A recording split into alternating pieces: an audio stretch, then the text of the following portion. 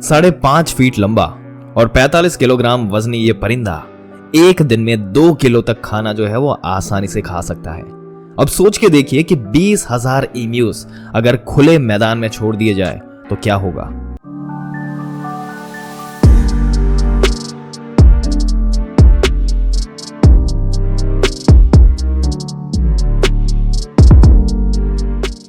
अगर ऐसे खेतों में छोड़ दिया जाए कि जहां पे खाना जो है वो बहुत सारा भरपूर मात्रा में अवेलेबल है, फसलें उगी हुई है, तो क्या होगा।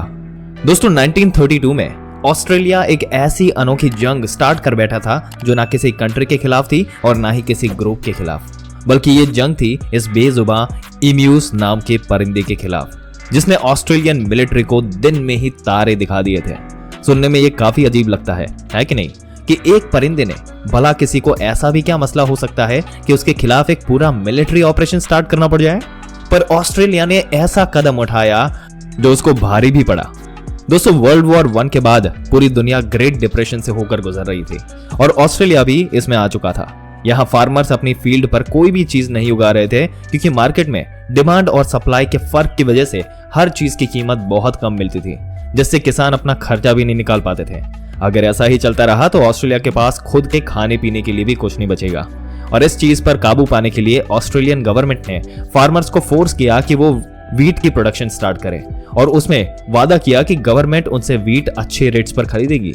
फार्मर्स गवर्नमेंट की इन शर्तों को मान गए और वीट की प्रोडक्शन स्टार्ट कर दी।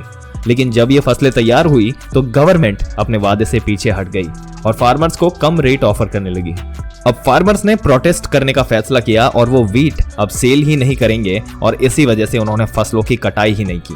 अब ऐसा नहीं था कि ऑस्ट्रेलियन सरकार को वीट की जरूरत नहीं थी, वो एक तरह से फार्मर्स को ब्लैकमेल कर रही थी क्योंकि उनको मालूम था कि तैयार फसल अगर फार्मर्स गवर्नमेंट को सेल नहीं करेंगे तो उनकी फसल पे कीड़े लग जाएंगे। पर ऑस्ट्रेलियन गवर्नमेंट को क्या मालूम था कि आने वाली मुसीबत कीड़ा लगने से भी ज्यादा तकलीफ देने वाली थी। दोस्तों ईम्यूज जो सिर्फ ऑस्ट्रेलिया में पाए जाते हैं, इनका ब्रीडिंग सीजन खत्म हो गया। ये एक सीरियस मसला था क्योंकि ईम्यूज अपने ब्रीडिंग सीजन के बाद माइग्रेट करती है। जब ईम्यूज इनलैंड एरिया से कोस्ट की तरफ माइग्रेट हो रही थी तो उनको वेस्टर्न ऑस्ट्रेलिया में तैयार वीट फील्ड्स नजर आई। 20,000 ईम्यूज का टोला इन वीट फील्ड्स में घुस गया और रातों रात फील्ड्स को खाकर तबाह करने लगा। अब 20,000 ईम्यूज एक बहुत बड़ा नंबर होता है दोस्तों, और यह सिर्फ एक दिन में वीट के 20 से 50 एकड़ की जमीन तबाह कर लेते थे। 1-2 हफ्ते तक फार्मर्स ने इनसे निपटने की कोशिश की, लेकिन ईम्यूज एक फील्ड से निकलकर दूसरी फील्ड में चली जाती थी। अभी तक 300 से 350 एकड़ जमीन जो है वो डिस्ट्रॉय हो चुकी थी और ये मसला अब सीरियस होता जा रहा था। जब गवर्नमेंट को इस बात का पता चला तो उन्होंने फौरन एक्शन लिया और ईम्यूज से जान छुड़ाने के लिए सोच विचार शुरू कर दी। उनकी नजर में इस मसले का सिर्फ एक ही रैपिड सॉल्यूशन था, मिलिट्री ऑपरेशन। ऑस्ट्रेलियन सरकार ने मिलिट्री को कह दिया कि ईम्यूज के खिलाफ एक ऑपरेशन लॉन्च करें। ये एक बहुत अजीब सा ऑपरेशन था जिसको मीडिया ने द ग्रेट ईम्यू वॉर नाम दिया। ऑस्ट्रेलियन मिलिट्री जो हाल ही में वर्ल्ड वॉर 1 से फौरन हुई थी, उनको लगा कि जब उन्होंने अपने हकीकी दुश्मनों को शिकस्त दे दी तो ये ईम्यूज किस खेत की मूली है। उन्होंने चंद सोल्जर्स को मशीन गन्स और कुछ हजार राउंड्स के साथ वेस्टर्न ऑस्ट्रेलिया भेज दिया। ये काम उनको अपने बाएं हाथ का खेल लग रहा था। लेकिन जब तक ऑपरेशन स्टार्ट होता, वेस्टर्न ऑस्ट्रेलिया में बारिशें शुरू हो गई। तेज बारिशों की वजह से ईम्यूज के टोले बहुत बड़े एरिया में फैल गए, जिनको अब टारगेट करना मुश्किल हो गया। इस मसले को देखते हुए ईम्यूज पर हमले को 1 महीने तक पोस्टपोन कर दिया गया। 2 नवंबर 1932 वाले दिन सोल्जर्स को रिपोर्ट मिली कि कैंपियंस नाम के एक गांव में कुछ ईम्यूज देखी गई। जब तक सोल्जर्स वहां पहुंचते, लोकल्स ने ईम्यूज को इकट्ठा करने के लिए उन पर पथराव किया तो वो एक जगह जमा होने के बजाय उल्टा बिखर गई। आपको यहाँ बताते चले कि ईम्यूज की टांगे बहुत ज्यादा स्ट्रॉन्ग होती है दोस्तों, और वो हैरत अंगेज तौर पे 70 किलोमीटर पर आवर की स्पीड से भाग सकती है। सोल्जर्स ने बदरहाली इसी कंडीशन में ईम्यूज पर फायर खोल दिया। इस हमले में कुल मिलाकर सिर्फ 5 से 7 ईम्यूज ही मारी गई और बाकी सब खेतों में ऐसे गायब हो गई जैसे दिन के वक्त में आसमान के तारे। पहला हमला बुरी तरह से नाकाम हुआ था। 20,000 में से सिर्फ 5-7 ईम्यूज की मौत इस मिलिट्री ऑपरेशन की पहली नाकामी थी। 2-4 दिन बाद सोल्जर्स ने फैसला किया कि वो अब खेतों में घात लगाकर बैठेंगे, ईम्यूज के करीब आने का इंतजार करेंगे और फिर फायर को खोलेंगे। और इस बार 1,000 के करीब ईम्यूज खेतों में दाखिल हुए। जब वो छुपे हुए सोल्जर्स के करीब आ गई तो फायर खोल दिया गया। लेकिन इस बार किस्मत ने उनका साथ छोड़ दिया। अभी भी 2 दर्जन इम्यूज ही मरी थी कि मशीन गन्स जैम हो गई। इससे पहले कि मशीन गन को ठीक किया जाता, सारी इम्यूज दोबारा से खेतों में गायब हो गई। मिलिट्री ऑपरेशन का दूसरा हमला और इसमें भी शर्मनाक नाकामी। अब तीसरे हमले के लिए सोल्जर्स ने एक कैंपियन से साउथ में जाने का फैसला किया, जहां पर ज्यादा तादाद में इम्यूज मौजूद थी। अगर कोई सक्सेस मिलनी थी तो वो यहीं पर इनको मिल सकती थी। लेकिन इस बार उन्होंने इम्यूज में एक बहुत ही दिलचस्प चीज को नोटिस किया।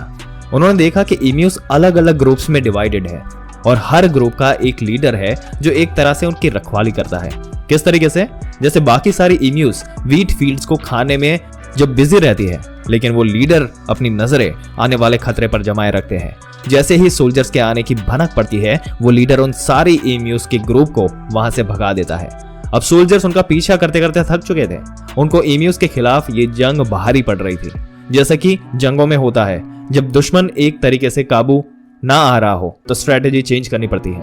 और ऑस्ट्रेलियन मिलिट्री ने इम्यूज को सबक सिखाने के लिए अपनी स्ट्रेटेजी चेंज करने का फैसला किया।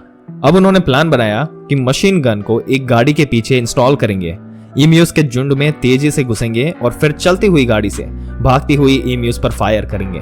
पर जैसे वो सोच रहे थे वैसा शायद असली जंग में होता हो, लेकिन यहाँ दुश्मन बेशक ना उड़ने वाला ही सही पर बहुत चालाक परिंदा था।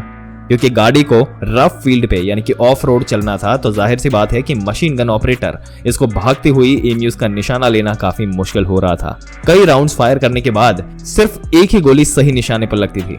खैर, सोल्जर्स ने इस स्ट्रेटजी को अपनाए रखा, लेकिन ऑफ रोड में तेज चलने की वजह से एक भागती हुई इम्यू गाड़ी के स्टीयरिंग में फंस गई, जिसकी वजह से गाड़ी झाड़ियों में जाकर क्रैश हो गई। इस अटेम्प्ट में 2500 राउंड्स फायर किए गए और सिर्फ 200 इम्यूज मारी गई। चौथा हमला और न्यू स्ट्रेटेजी भी फेल हो चुकी थी। ऑपरेशन को थोड़े वक्त के लिए रोक दिया गया। कुछ हफ्ते बाद ऑपरेशन को दोबारा शुरू किया गया और इस बार हमला थोड़ा बहुत सक्सेसफुल था। कुल मिलाकर सोल्जर 1000 के करीब इम्यूज को मारने में कामयाब हुए, लेकिन टोटल 10,000 राउंड्स फायर करने के बाद। इसका मतलब है कि एक इम्यू को मारने के लिए 10 गोलियां फायर की गई। जब यह मामला ऑस्ट्रेलियन पार्लियामेंट में उठाया गया तो पॉलिटिशियंस ने मिलिट्री की परफॉर्मेंस पर काफी एतराज किया। पॉलिटिशियंस का कहना था कि इस परफॉर्मेंस पर अगर किसी को मेडल देना है तो वो इम्यूज को देना चाहिए, जिन्होंने 10 में से 9 गोलियों को बहुत चालाकी से डॉज किया। इतना खर्चा करने के बाद भी 20,000 में से सिर्फ 1,000 इम्यूज ही मारी गई थी। उस दौर में इस ऑपरेशन पर करीब $10,000 खर्च हुए थे, तो आज $1 लाख से भी ये ज्यादा बनते हैं। ये ऑस्ट्रेलियन मिलिट्री की बहुत ही शर्मनाक हार थी। मिलिट्री ऑपरेशन को यहाँ पर बंद कर दिया गया, यानी इम्यूज ये जंग तो है वो ऑलरेडी जीत चुकी थी। वक्त गुजरता गया, इम्यूज की पॉपुलेशन बढ़ती गई और हर साल फार्मर्स भारी नुकसान उठा रहे थे। ऑस्ट्रेलियन गवर्नमेंट इस बार पर एक नई स्ट्रेटेजी के साथ मैदान में उतरी। उन्होंने हजारों हथियार फार्मर्स में बांट दिए और बाउंटी सिस्टम इंट्रोड्यूस करवा दिया, यानी जो फार्मर जितनी ज्यादा इम्यूज को मारेगा उसको इस हिसाब से बाउंटी यानी कि पैसा दिया जाएगा।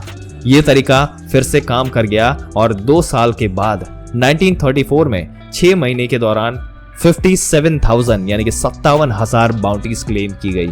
ये खबर जब ऑस्ट्रेलियन मीडिया पर चली तो एनिमल राइट ऑर्गेनाइजेशन ने काफी शोर शराबा किया। लोग ऑस्ट्रेलियन गवर्नमेंट को बुरा भला कहने लगे।